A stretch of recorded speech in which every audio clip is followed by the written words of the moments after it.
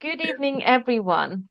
Welcome to our panel discussion, Contest Collective, Insights from Judges, Contest Chairs, and Champions. My name is Olga, and I'm going to lead us through the night today. Let me welcome our esteemed panelists, Paul Walsh, District 91 Chief Judge for this year, Arnaud Sartre, District 91 Chief Judge last year, Elaine Kelly, Contest Chair, Cat Kipling, Contest Chair, and Luisa Montalvo, World Champion of Public Speaking.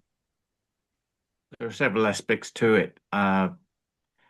It's such an integral part of a club, and it's part of that ritual happens twice a year. So that I think is great. It's lovely to see the members flex their speaking muscles and develop their skills, and that's really, really so exciting. It's a great way for newer members to get into a club. It's a great way for newer members perhaps to be a ballot counter or a timer and really get into the club very, very quickly. And also, it's a great way for more experienced members to give something back, perhaps to be a chief judge or a tie-breaking judge or the contest chair. And that's just some of the things that I think are so exciting. I just like the team aspect of it, that even though as a contestant we'll be going for ourselves, I think it's a great team event and it's a great way for a club to come together. I'm focusing at the club level because that's where we are at the moment. But there's nothing more exciting than and fulfilling in having a really, really good club contest. But team for me is so important, for everyone to enjoy and to embrace. Thank you. A ritual, a team, and excitement. Elaine, I can see you smiling and nodding. What do you like about Toastmasters contests? Yeah, alongside things Paul's mentioned, I think they're a great kind of mixed emotional event. You've got contestants with their nerves, you've got the contest chair with their kind of worries about the organisation, but actually it's a very positive event because it brings the whole club together. Everybody's got one purpose, and that's how they achieve it. So I think contests are great for that, all the points that Paul mentioned as well. I also see it as a really good learning opportunity for everyone. Depending what role you're playing, whether you're a contestant, everyone's learning something too. So yeah, I think they're great. They're really exciting. But I think, yeah, I can't emphasize the fact it's that team, it's that single goal, single vision, mixed emotions, but we all get there at the end and everyone's really positive and cheering at the end. So I think they're great things to do. Positive and team spirit, I would like to highlight from you, Elaine. Louisa, as a contestant of a high level, what do you enjoy about contests? It's a great question. I know a contest, putting on any contest at any level, takes a lot of determination, a lot of work and effort. So that's why I always competed, so I wouldn't have to be given that task of actually having to do all that work. But people would always ask me, are you able to help at the contest and getting it together? And I said, oh no, I'm so sorry, I'm competing. So now I have no scapegoat. So I think I'm helping with the club contest and the area contest this year. The thing for me that wound up actually manifesting itself is the Toastmaster contest at any level, especially international level, it's a beautiful family reunion of people that I get to look forward to seeing every year. And even if we talk for 5 or 10 minutes, it's just this this bond that I've actually formed now with people all around the world. So for me, contests now, I see it in a different light because I've gained so many friendships, so many close bonds that I didn't have before. And it's such a beautiful thing. So that's what I love about contests. It's now, for me, it's a reunion.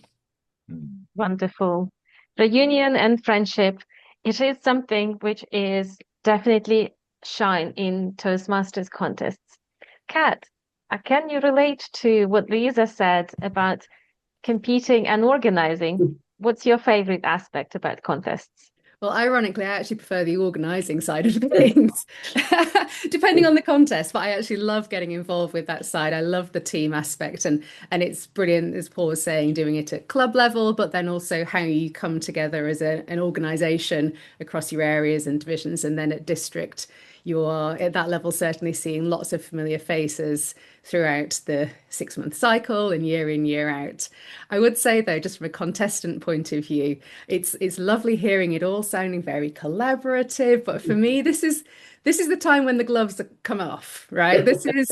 It should have the edge to it. It can absolutely be supportive and you can be really happy for your fellow contestants. But the edge that you get by going into that competitive nature, it just takes your speaking to a new level, whether you've been a Toastmaster for 2 months or 20 years. And so that for me is the extra thing that comes with contest time. Great. And having competed only once, I can definitely confirm, Kat, that one entry into contests taught me more than all other years in Toastmasters. Finally, Arnaud, what's your favorite aspect of contests? You see, it's always difficult to go last with so many esteemed speakers before me, because this is like a table topic question.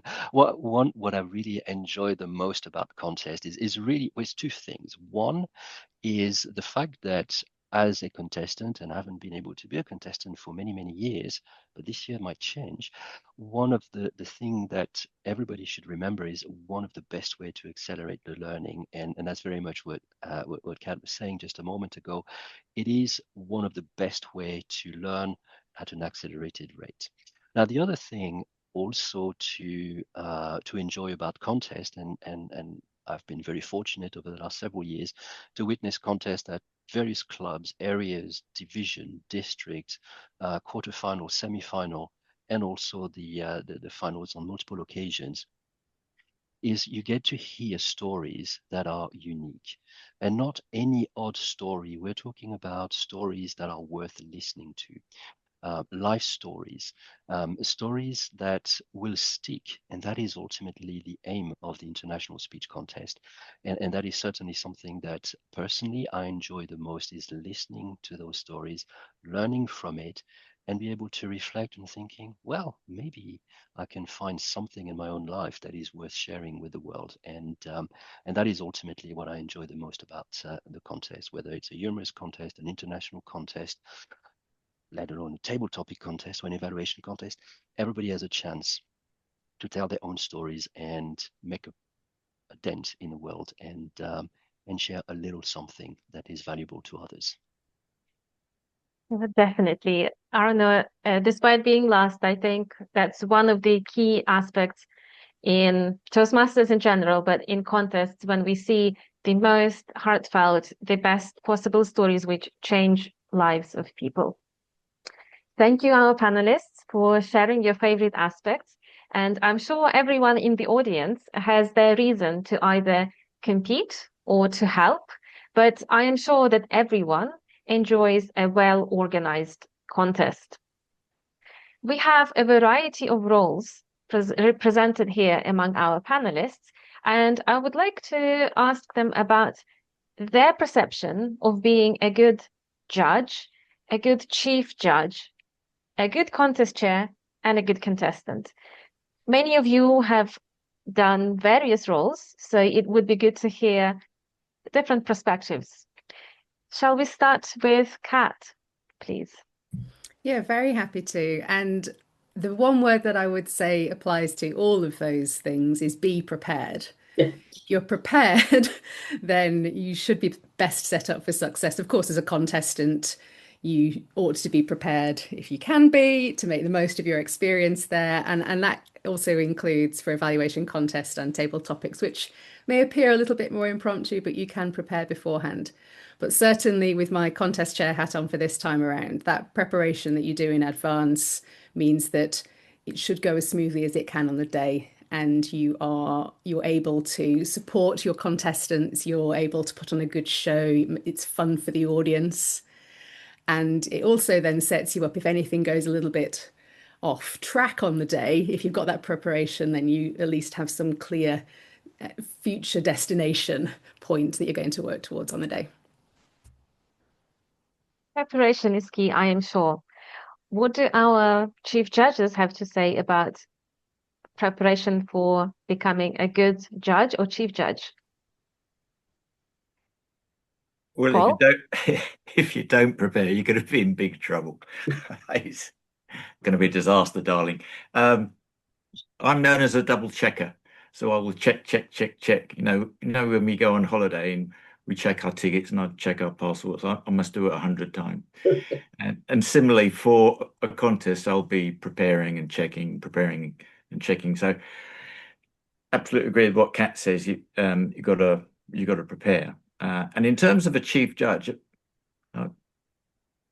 when we had our autumn contests in November, and what was really important for me was to make it as much as possible a pleasurable experience for the judges and the functionaries. And let's really enjoy it. And similarly, when you're contest chair, I think the same thing. Act like a team leader, and because when you're thinking of contestants, they're going to be really, really nervous. So you want to make it easy for them. And similarly for judges, make it very, very easy for the judges. So that's doing a lot of preparation beforehand, seeing if we can get, as like a basic thing, get all this certificates of eligibility in from judges, so they don't have to worry on the day. You don't have to worry on the day. Don't have to worry about paper flying all over the place. Just make it easy and enjoy, and that comes from preparing. Definitely. Arnaud, would you like to add anything to this? I will add a couple of things. One, first of all, is organizing or being a judge or a chief judge. It is a good test of your ability to read the rule book in detail. And if you know me, my best phrase is the rule book is your best friend. The rule book is your best friend. There might have been a recording of me doing that. Could be a meme soon. The point is, it is very important to always go back to the source of information. And yes, of course, we have much help from everyone around the place, but it all comes down to the rule book and understanding the rules. And this is, and I don't say that as a flippant comment. It's also for the benefit of all of our contestants, because ultimately a contestant can be disqualified if for whatever reason we fail to follow the rule book. And in many ways, that is a big responsibility. That's also why it put quite a bit of pressure, particularly on the chief judge and the contest chair, to do the right thing for all of our contestants. And because nobody would like to see a contestant getting to maybe a district final only to realize, oops, there was an error somewhere in a previous round and you're no longer eligible to continue. So that is very much an important point to remember. And I have to quote this, probably one of the most well-known phrase from Ralph Smedley: we learn best in moments of enjoyment. And I very much go along Paul's comment. We need to make it an enjoyable event for everyone. And I do mean everyone. Yeah. And I really like your phrase about the rule book is your best friend, Arnaud, because it really is. And Elaine, would you like to add any comments on what makes a good judge or chief judge, or in your case, contest chair? I don't think there's too much to add to what's already been said. I think the key thing is the preparation. It's being organised. I think as a chief judge or contest chair, I think it's that perception as well. So even if you're like the duck on water and the feet are going like to the dozen underneath, from the contestants, for the audience and everybody else, it's very calm. We're all in control and we know what's going on, and they're just having fun and contestants are relaxed. So I think, for me, everything's been said. I just think it's that making sure people have that perception that you're in control and everything's going exactly as you planned it to. Yes, preparation and planning. Yeah. Now, I would like to hear from Luisa, having been in so many contests. What do you think is a good judge, chief judge, and contestants are? I'm sorry, you said what do you think is a good judge? Good judge or chief Okay. judge or contestants? Being a contestant is easy on the judge's side of the aspect. There's a workshop I do where I mention the fact that before you've even spoken a single word, when you walk on stage, are you walking with confidence? Are you smiling? Do your clothes match each other? Did you brush your hair? Did you brush your teeth? Because we have human judges, not AI judges. You're being judged the moment you're walking on stage. If we had AI judges, the judges would just listen to the speech and grade it and give you a grade. But because we have human judges as a contestant, there are so many different aspects to take into consideration when you do walk on stage. To me, a good judge is going to be regardless of how you look, how you carry yourself, anything.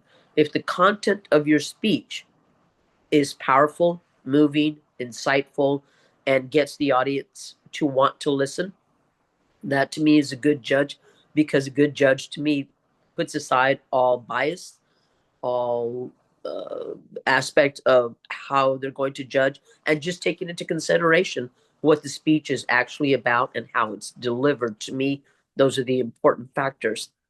It doesn't always work that way, and it's okay because we are all human. That just made me come back and work harder to be the perfect package to where nobody can say, you know what, there's no reason you shouldn't have won. So I think a good judge is a judge that judges on what they're supposed to be judging. That's great. And I believe a good contestant is a contestant that accepts whatever the outcome is and makes the decision whether they want to come back and do it again or not. Yeah, that's all really good points to stay human first and foremost, right? And sometimes accept situations and avoid biases. We will touch on biases a little bit later in our discussion.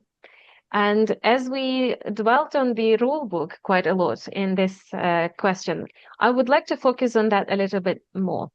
So everyone knows that the rule book is our best friend, but many people struggle with the length of it and with the complexity of it. So my question would be, where can we find information about our roles if we are helping as judges or chief judges or contest chairs, or for contestants as well to be familiar with? Where to find information? Well, I'll start off in terms of, first of all, I absolutely agree with Arnaud that the rule book is, our best friend. And I have a memory like a sieve, which is a bit difficult being a chief judge, which means I have to keep on looking at the rule book all of the time. And I think it's really important that we realize that we have to refer to the rule book all of the time, and there's always like little questions that are coming up. In terms of where we can get condensed information or abbreviated information, we try within the district to help contestants and contest organisers, because we send information out regularly for the club, the area and the division contests, saying, here's some hints and tips, and remember this and remember that. There is in fact, I made a note because Janet was asking us something before we started about a contest organizer spreadsheet, and after this workshop during the week, I'll be sending out a couple of notes about organizing workshop contests, and also about hints and tips on being a judge, which is based on the speech contest tutorial within Toastmasters International. The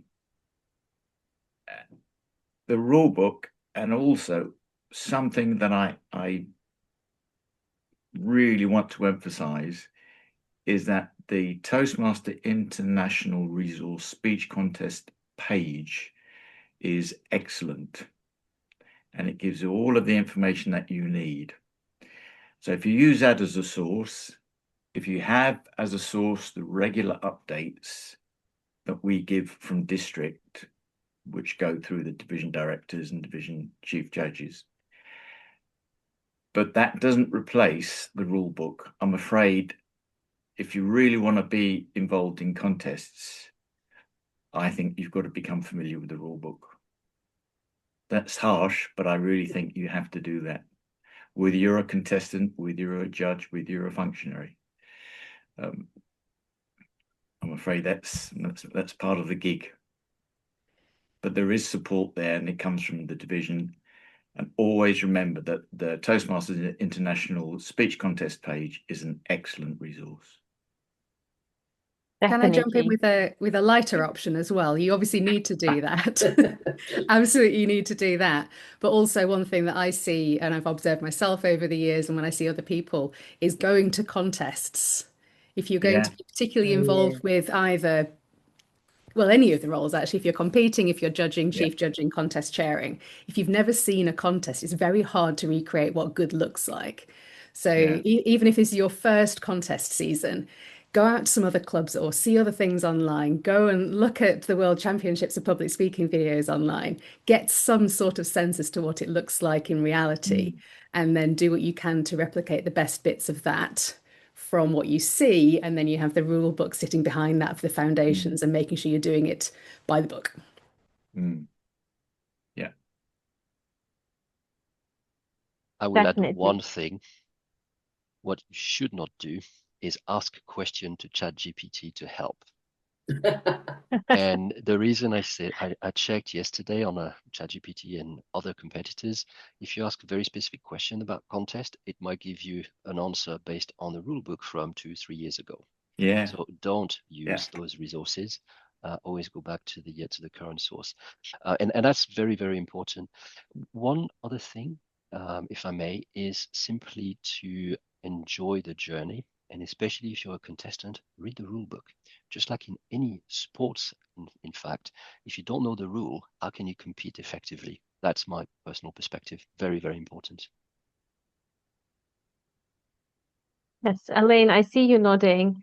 Any advice from the contest chair perspective, how to deal with the documents we have and resources to help? I think there is no shortcut. I think, as everyone said, you have to get familiar with them. I love Cat's idea, actually, of going and seeing contests. I mean, I've seen some, I've run some myself, but actually probably go and see some more, actually, and see what good does look like. So I think that's a great idea. But yeah, bottom line, there is no shortcut, right? We have to know the rule book, and we have to use these guides if we want to make sure we do it properly and fairly. And the important thing is that we're fair for our contestants, and therefore we need to kind of follow the rule book. So no shortcuts, but it's good learning. There's a lot of really interesting things, dare I say, in that rule book. It's just daunting when you first start it, but actually there's some really good things in there. So I think it's good structure as well. So yeah. Yeah, and there is also a search option. So if you are looking for a specific question for a contestant, you can search by keyword. And if you are looking for the specific level, area level or division level, that's at least how I worked with that big document, and that was helpful. Elaine, you mentioned that we would like contests to be fair, and that is something which Luisa mentioned earlier as well about biases. So I would like us to explore this topic a little bit more. What are potential biases that can happen during contests, and what are different ways that you see to remain unbiased when judging a contest speech? I think it's a challenging one, right? Because we have unconscious bias, as we all know. But I think, to Louisa's point, I think we have to remember it's a speech contest. So what we're actually judging and evaluating is the speech. So I think we just have to, we all have unconscious bias. I think we have to bring that to the fore, be conscious of that, and then make sure that we avoid that situation.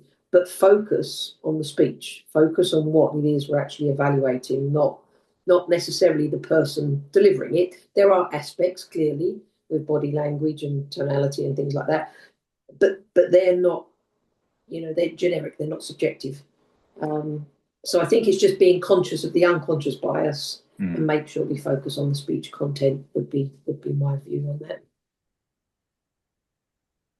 Okay, focusing on speech content. Any other ideas from the group? Kat, perhaps? Yeah, absolutely. Also thinking about it is that, so we've got the judge's hat on right now, and the judging criteria is really clear. There is the form, which are all, of course, available to have a look at beforehand. You've got your scoring, but on the flip side of that, there is some narrative as to what sort of things you should be looking out for in terms of each of those criteria for each of the contests. So if you're going in to be a judge, and indeed a contestant, in terms of if you don't know what the criteria are, how can you compete effectively? Being really familiar with that. And then as a judge, when you are listening to each of the speeches that are being presented, having that in front of you, keeping looking, even though I've judged lots and lots and lots of times, I'll still come back to that because you need to reground each time and use that as your basis. And that hopefully does take out some of that unconscious bias. Thank you, Kat. Judging criteria is key there. Luisa, from your perspective, judging biases, a hot topic? I've been waiting for you to ask. And just for the record, you never know who they'll put on the cover of the contest rule book. They'll put anybody on there. But one thing I wanted to let contestants know in one of the workshops I give, to me it was shocking. In 2024, 100 years later, and we had 3 contestants disqualified at the international level. I cannot imagine somebody working on something for 8 months, a year, and then getting to that level and going over by 3 seconds, or quoting somebody and not giving reference to your quote. One of the things that I did, because before my accident, I actually had a really great speech, and it involved me having a puppy on stage. And I looked the rule book over then, and it didn't say anything about animals. So I called Toastmasters International, and I said, can I take a dog on stage? And she said, I'm going to have to get back with you on that. And they called me back and said, you can, but it cannot be the focal point of your speech, which was going to be perfect because I was going to pull the puppy out of the bag at the last 10 seconds. It's what I was going to do. So you weren't going to see the puppy until the last 10 seconds of the speech. But I just called directly. And when I called directly, and she said, you can do this and this and this. And I said, can I please have your name? And can you please tell me where it states I can do that in the rule book? That way, if I came up against it, I said, look, can you call this person? She said this, it's here on this rule book, we're good. To be able to follow the rule book, because I believe, and I'm not sure if I believe Paul had mentioned, but it changes every year. Every year there's a little something that they said, oh, by the way, you can't do this, because I believe maybe 10 or 15 years ago, people were saying, well, when I was talking to Mark Brown, or when I was talking, and they would mention a champion's name, thinking name dropping would get them a point or two. The Toastmasters came back and said, you know what? You can't do that anymore. So that was really good that they're able to see that and stop it, quash it, and say, okay, from now on, you can no longer do this. Again, the rule book is really good, valuable information. But whenever I had a question, instead of getting an answer from the rule book, I would call Toastmasters International directly and say, okay, is this what I'm understanding? Because sometimes you can read something and misread, and then it would ruin 8 to 12 months of your life. But I'm sorry, what was the question? I think you answered it perfectly, Luisa. We were Okay. talking about biases, and I think it all comes down to knowing rule book, sticking to the rules, and knowing your criteria and being precise with what those criteria mean. Sometimes, even with good knowledge of those criteria, we have protests. And I would like to address this question to our chief judges to share some tips and advice how to best deal with protests. Well, my advice is pray that you don't get one.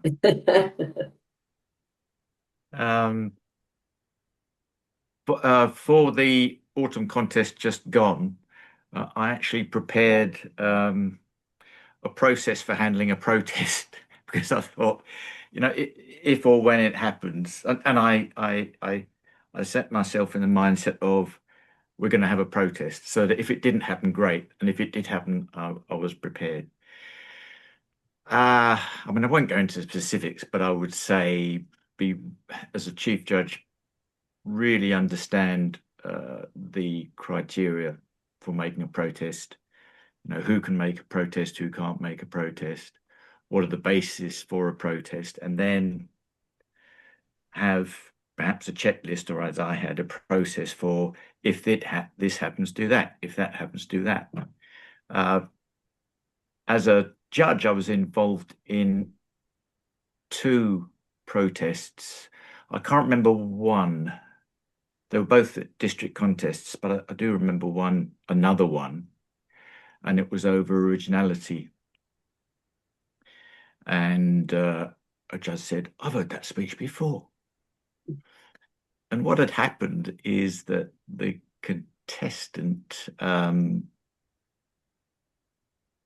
had, crafted this speech using material that was available online. And, sometimes it happens. And his view was it's a fair cop gov, didn't protest. So sometimes we may think, I'm going to lodge a protest. Should I? I think if a judge has concerns, then they should lodge a protest. I also feel if a protest is lodged, it shouldn't be just a hunch. It should be something specific about the information available. Otherwise, we'll have lots of people saying, I think I may have heard that protest before, or it's not original, or whatever. So in summary, always be prepared for a protest as a chief judge, be really familiar with the criteria, and have a little process for yourself, or a little checklist for yourself as to how to handle a protest. And then it's no big deal. Arnaud, is it a big deal or not big deal having a protest in the contest? Oh, it depends. You have no idea. Some are not a big deal, some are horrendous. Joke aside, I'll probably use a very British analogy. Keep calm and carry on. As a chief judge, it's really important that you just take it as what it is. It's a protest, and go through the process and make sure that everybody that has a voice in that process gets a voice. And that's the best advice I can give. And ultimately, that's at the end of the day, the judges will make the call. The contestant will be given an opportunity to state their perspective. And that's it. Ultimately, we all know what the rules are. But what I would very, very, very, very strongly encourage all of the contestants to do is stay away from contentious areas. If you're quoting someone, make sure you quote someone. If you're unsure about, this could be seen as some similar speech to some other well-known speaker, maybe it's time to rethink a little bit. Do you really want to do that? Or do you want to be truly original start to finish? Of course you can do that according to the rules, but it's important to, again, stack the cards in your own favor and avoid those contentious areas. And as a chief judge, everybody will thank you for it. Thank you, Arnaud. For a moment, I thought you would say the best way to deal with protests is to check the rule book. But I actually agree. It's a But bit yes, late then. check the rule book and keep calm. One year I had a particularly busy year with contests and protests. In every contest where I was a judge or a chief judge, I had a protest. Oh, So wow. I can relate to rule book is my best friend, as well as Yeah. keep calm and follow the process, because that's the best way as people get emotional, and you need to have all the facts in place and follow the process, because that's why we have those rules and those processes in place. Yeah. Just to reiterate it, it really emphasizes the need for chief judges and contest chairs to really, really do a good briefing of contestants and judges, and that those, and I think Arnaud does this, but that we do the briefings before the actual contests. I think you did that last year, didn't you? Arnaud, you briefed people before the actual contest, so that when people turn up, we do have a briefing, but it's almost like a recap on what we've discussed, and that if you're a contest chair, then contestants are really, really aware of the rule book and the boundaries, as are the judges. And then it makes life just a bit easier. Attending briefing. Yes, Louisa. Yes, ma'am. I believe there are people tuning in here that are contestants and wanting to hear the criteria of how judges judge. So that helps them with the contest. One thing I wanted to mention to them was the fact that whenever you have a speech prepared, if you now, the availability of Zoom going anywhere in the world, to share that speech with other clubs, the reason is I believe if that one contestant in 2024, had she shared her final speech with a few clubs, somebody would have said, by the way, you do know you have to cite your source on the song you're singing, and that could have saved her from disqualification, and she might be talking to you today instead of myself.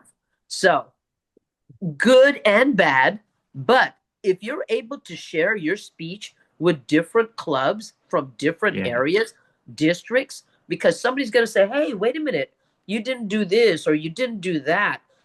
And just letting them know, because the lady that was disqualified in 2024 had only been in Toastmasters 2 years. So she didn't know about, because nobody says, I don't think anybody came up to me and said, have you read the rule book for the contests? No, I started competing and everybody's applauding. And nobody said, you should read the contest rule book. Had no idea there was one until they put my face on it. But no, I'm kidding. I didn't know about it until a few years later when I started reading the rule book. For all the contestants that are out there, please practice, share your speech with other clubs from around the world. Read the rule book, because a lot of people don't know about, a lot of contestants don't know about the rule book. And that was all I wanted to say. I hope there's contestants listening. And to me, that's most valuable. So thank you. Yeah. Thank you, Louisa. I think it's a great segue to what I was going to ask next. And the fact that you definitely learned to read the rule book and familiarize yourself with those rules is a key piece of advice. What else have you learned through participating in many contests, winning and losing during those times?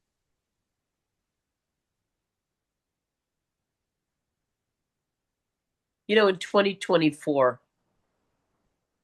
I knew that the contestant had broken the rule and hadn't mentioned her source. She didn't cite her source. And I asked myself, do I say something or do I not say something? Because I believe, correct me if I'm wrong, I believe Paul and Armand, I believe only the people that can contest something against a speech are the contestants or the judges. Correct. I don't think anybody in the audience, hey, wait a minute, I don't think that's right. So it's a limited amount of people that can actually contest. And I sat there, I thought, it doesn't bother me if she wins because she's good. She wins because she's good. But then you have the other side of it saying, well, wait a minute. There are rules we need to follow. So I didn't say anything. So I knew it was either a contestant or a judge that said something. And unfortunately, when the side doors opened and two men in black started walking our way, because all the contestants sit in the same area, I knew exactly why they were coming, because it was to contest the fact that she had not followed the rule book. So it's a very hard, thin line to follow. I just knew that if I won, I was going to win because I deserved to win, not because he did something wrong, she said something wrong, But gosh, it's a very thin line to be able to contest something when you have the ability and the authority to do it. And unfortunately, somebody else did it, but fortunately for me, somebody else did that instead of me being the one to do that. Yeah, you are absolutely correct. As I keep saying through this whole evening, rules are the rules, and people have to be vigilant, and everyone performs their role. Another question for you, Luisa. We were talking about judging criteria and so on, but what is the audience looking in a winning speech beyond the club, area, division, and district level? It's connection. If I get up there and tell you how to change a flat tire, I may lose all the women in the audience because they don't care how to change a flat tire, because they can get on their phone and call somebody to come and change the flat tire. But if I tell you how to bake a cake, I might lose all the men in the audience because they don't care, because they have wives or girlfriends that will cook their cake or bake their cake for them. So the audience wants a connection with the speaker. However, I will say this, and of course I'm saying this after I've got the trophy. Winning isn't everything, because I had a couple in Toastmasters that have been in Toastmasters for at least 30 years that I know of. The wife came up to me and said, "Luisa, I still remember that speech you gave about your mom making you those itchy dresses when you were a little kid."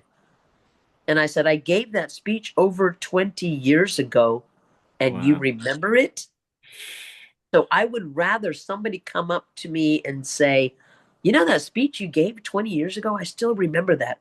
That to me is more valuable than a trophy. Of course, again, I'm saying this after I've won, so I could be biased on my answer. But to me, that was mind blowing, because that is what the audience wants. Why should I listen to what you have to say? Oh, wait, you died? Oh, you were in an accident? Oh, but you came back? Wait, you went to heaven? Wait, tell me all about it. I want to know what's going on. And that's how I made my speech relatable. Because most of us wonder, are we going to heaven or are we not going to heaven? Okay, so I put a humorous spin on it. I told you about what I went through, and underlying everything in my speech is something I really never wanted to talk about. And it's the depression that I went through because I couldn't walk. Because I tell people, don't take for granted what you take for granted. So the audience is wanting a connection with the speaker. And once you've done that, chances are they're listening. I feel that's what the audience is wanting. Definitely. It's incredible, Luisa, both about the impact and connection, and your personal story as well. Thank you for sharing. We are moving to the section where we open the floor to our audience, and I would invite people to either post a question in the chat so I could read and ask, or raise your hand and ask the question yourself. We have 10 minutes for this exercise. So there is a question from Sushil.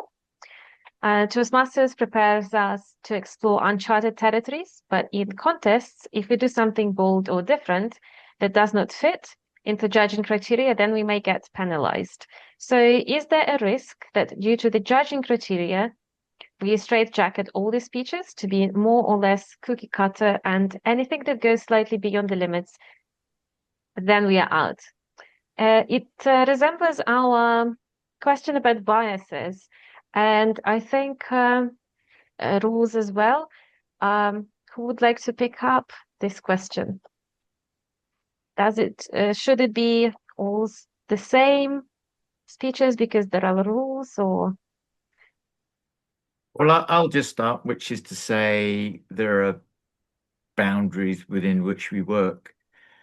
And if we see the great range of speeches over the years within the rules for those particular years, I don't think that we can say that we get a cookie cutter approach. I think we have a whole range of tremendous inspirational speeches, at all levels. That's my feeling. That I don't think it inhibits. I mean, Louisa's actually, it reminds me. I mean, I don't know if anybody follows motor racing. I'm a petrol, what's known as a petrol head, and Formula One is famous for having rules, and then what the engineers are very good at is working within those rules or interpreting those rules. And I think Louisa showed how she was interpreting the rules. For example, wondering whether she could have a puppy on stage. So I don't think it encourages a cookie cutter approach at all. I think we still have a very rich number of speeches that are delivered year by year. Louisa, I could see that you wanted to add something as well. Okay, Paul, with all respect, all the speeches are exactly the same. It's conflict, hero, conclusion. They're all the same. What is different about it is the way we present it. Everybody told me when I practiced my final speech and I mentioned God, everybody said, no, don't mention God. Don't bring religion into it. And not only did I mention God, but I mentioned God 8 times. But it's the manner in which you do that, whether the audience is going to accept it or not. And the way I got the audience on my side is, I said, well, when I was talking to my God, I say my God because I don't want to offend some of you. And everybody kind of laughed. And then I said, I want to offend all of you. And then everybody laughed. And now, she's talking about her God, not my God. My God doesn't do that. It's her God. So we have the same setup. It's conflict, hero, conclusion. They're all the same. It's how you present it, how you style it, how you verbalize it. That's what's different. That's what's attention grabbing to me. So, Paul, with all due respect, yes, they have all been different. And the ones that have won actually took that step to make the way they presented it different from everybody else. That's why they got where they got, in my opinion, according to my God. Thank you. All right. Thank you, Louisa. Thank you so much. You actually touched upon a next question we had in the chat about unsafe topics, but you kind of answered that as well. Next question from our audience is, can you suggest any engaging ways to introduce the competition on the night? Would that be a question for maybe our contest chairs? Yeah, happy to pick up on that one. And an extra bit that's in the question there is in terms of, do you do that at club level as well as all the other levels? So absolutely, yes. Couple of thoughts from why you'd want to do that. Firstly, as a contest chair, it is your speaking opportunity. So don't make it just like a functionary. It should be like the best Toastmaster you've ever been, hosting an event, getting the energy levels up. And also that energy then will carry through the whole of the contest. If you've ever been to a stand-up comedy, someone warms up the audience. If you're the first contestant, if you're the one that drew one out of the hat, if you're going into a cold audience, it's not fair. So everyone should get a really good start wherever they are in the pecking order for the speech order. So absolutely at club, bring in something relevant, bring something about competing. It can be about anything that would set the right tone for that particular contest and then carry it through. Yeah, thank you, Kat. Elaine, anything to add from you? No, I would just fully agree with that. And I think just try and make it an enjoyable, fun evening. Don't make it feel like a contest with a rule book that we're following. As you say, just make it a fun evening where everyone's just gathering together, listening to stories, and just make it a very relaxed, fun time. Yeah, thank you. We have a hand up from Daniel. Daniel, please feel free to unmute and ask your question. Thank you very much, Olga, and to the panel for your insights so far. A question for Luisa, if I may, and I just wanted to follow up on this point about how you present it, style it, and imbue that speech with that very unique voice. One thing that I noticed that was really skillful about your finalist speech was that managing that delicate tension between the tragic as well as the comic. And I wonder, what's your thought process when approaching that? How do you walk that fine line between the two? Because there's a danger if you go too tragic that you lose the audience and they kind of sink you with you. But if you're too comic, on the other hand, then perhaps you're whimsical and the messaging might be lightweight. So my question, I suppose, is how do we find that balance, if at all, if that's appropriate with the speech? And that's a great question. And unfortunately, the answer is not in the rule book for that. But the thing is, another thing that I talk about is you can take your audience on the emotional roller coaster. Just don't leave them down at the bottom of that pit where, when you go and watch a movie and it's, so tragic, but in the end, the puppy lives or the couple gets back together and you're like, yay. Well, that's what we need in the speech also. So the fine line is you see, I am blessed to have a friend of mine where I'll read a speech to her and she'll go, oh, why did you say that? And she said, can't you make that funny? And I'm like, oh, well, mate, wait, can I make it funny? Because you can say almost anything. Like I said, my first opening line is, I died for 6 minutes. My heart stopped. And then I said, best sleep ever. And everybody laughed. See, so I took them down to the pit, but then you have to bring them back up with the humor and the comedy. And that is a very fine line. I really don't know how to define it. It's a very delicate balance of the two. But if there ever is tragedy, I would think the only way to relieve that tension is with a bit of humor. But you're exactly right. You can't do that to your audience. Well, okay, let me say this. You can, you're not going to win. How's that? There you go. So, yes, great questions. I hope that answered it. Wonderful answer. Thank you so much. Thank you. Do we have any further questions? So Sabrina is asking, how do you decide what topic to do your speech on? Any suggestions about topics? Whatever you're passionate about. Whatever you're passionate about. Right now, if you ask me to talk about dogs, oh my gosh, I could go on. Look at my face. I'm excited. I'm smiling. I'm happy. And then you say, well, what about chemistry? Biology? Calculus? Yeah, I'll pass. My whole face changes. So if anytime you're going to give a speech about something you're passionate about, because it's going to shine through your speech. And that's what you want the audience to see. Again, you're looking for that connection. If you're happy, your audience is happy. If you're excited, your audience is excited. So whatever you're going to speak about, something that you're passionate, something that you really want to share with the world. My suggestion. If I can add to that as well, it's around the things that make you you. If you are talking about something that you feel like the audience ought to know about, but it's not something that you're either passionate about or even know anything about, if you are not bringing yourself forward, then we do find ourselves in this slightly potentially bland contest that can look a little bit all the same, as we are all looking to follow a very similar formula for those really successful, particularly the international speech contest, world championship speeches. So bring your personality, bring your stories, bring your anecdotes. And that's the thing that people will really connect with.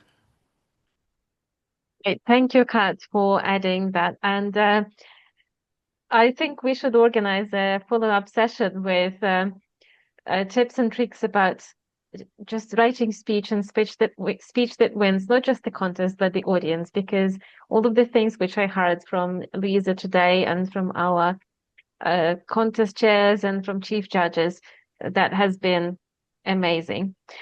So we are coming towards the end of our session, and to close, I would like our panelists to share a quick funniest memory or favorite memory from Toastmasters contests 2017 Vancouver International Convention, when a certain chap called Simon Bucknell, who was a founder member of our club with me, London Cardinals, in 2004, came second in the World Championship of Public Speaking.